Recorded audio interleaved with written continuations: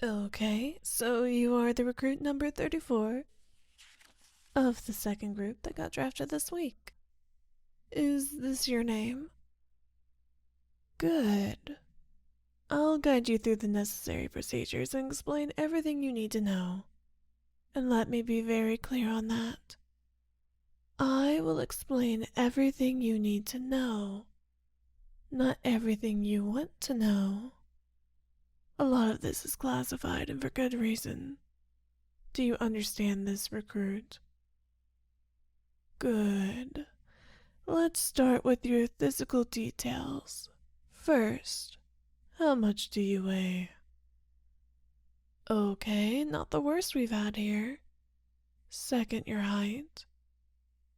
Any allergies or chronic disease? The last one, are you a virgin? I am the one who asks the questions here, young man, and yes, this is important. Also, I need to know if you have ever had a girlfriend before. Okay, that's expected, so don't worry. Good. Everything seems to agree with our data. Yes, you are qualified to participate in the program. You see, this file is a very secret governmental initiative called the YNDR program. What you are about to hear is obviously classified, and you cannot say anything about this to anyone. Not that you talk to that many people anyways. First of all, are you familiarized with the term yandere? Well, just in case you are not, it is a Japanese word composed for the combination of crazy and lovey-dovey. And not so long ago it used to be a common trope in Japanese comics and such, but in recent years this has gotten out of hand and it's becoming a problem. Well, first was those comics. I think they are called manga, then the animated TV shows, then video games, then ASMR. And a few years ago, some online communities started helping the people who enjoyed that concept gather. And once they gathered, some people start recognizing themselves as a yandere. When it got to that point, we realized we had a problem on our hands, and we tried to form a group of specialists to study this phenomenon. But the government didn't take us seriously. The last few months, the yandere cases have been rising at an incredible speed. The cases include kidnapping, aggression, murder, and in some cases, even acts of terrorism and human experimentation. So, they finally take it as the serious treat this is and allow us to elaborate the YNDR program. You see, in this installations, we have more than 450 yandere individuals secluded and isolated from society. All of them have committed multiple crimes and failed rehabilitation efforts. That's where you enter. You see, our studies have shown that more time that these individuals spend alone, the more deeply the yandere behaviors ingrain in their psyche, and the harder it is to try to make them go back to the functional member of society. Our first choice was to put them to sleep, but you know how the human rights people get. So, we have concluded that our best option was to supply them romantic interaction. Yes, I know how crazy it sounds, but apparently the only cases of yandere individuals successfully correcting this behavior are those where the yandere experienced a healthy and loving relationship. Around 97% of cases where the love interest of the yandere gives them even just a little affection and remains faithful to them shows no murder. And 67% not even minor offenses against the law. Yes, as you probably have already realized, you have been selected to be a part of the program as a yandere caretaker for the next few months. Your obligations include, but are not limited to, talk to them on a daily basis, give them head pats when they ask for it, or at least twice a day, help them to get back to sleep when they wake up screaming in nightmares, compliment all their well-adjusted behaviors and eventually turn into their boyfriend or husband. I know it would be against freedom to just take a random person to do this kind of job. No more like a lifestyle. But we have carefully selected people with a very specific set of circumstances around them to begin with. First of all, people who are very lonely and love-deprived, just like yourself.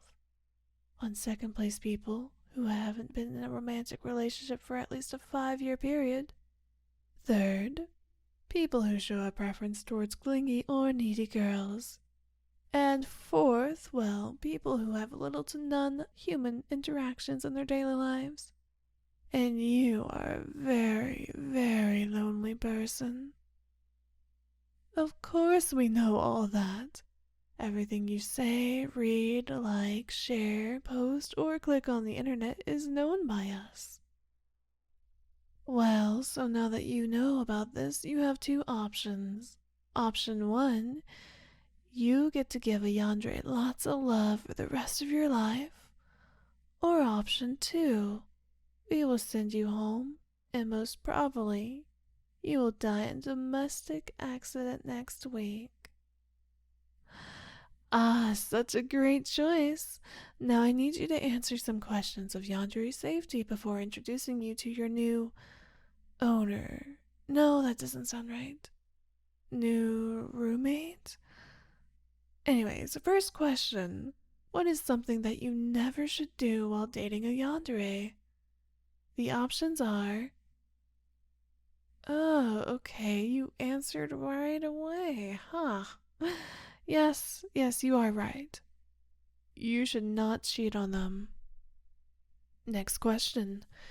Why should you never cheat on a Yandere? Option number 1, because she would kill the other person. Option number 2, because she would kill you.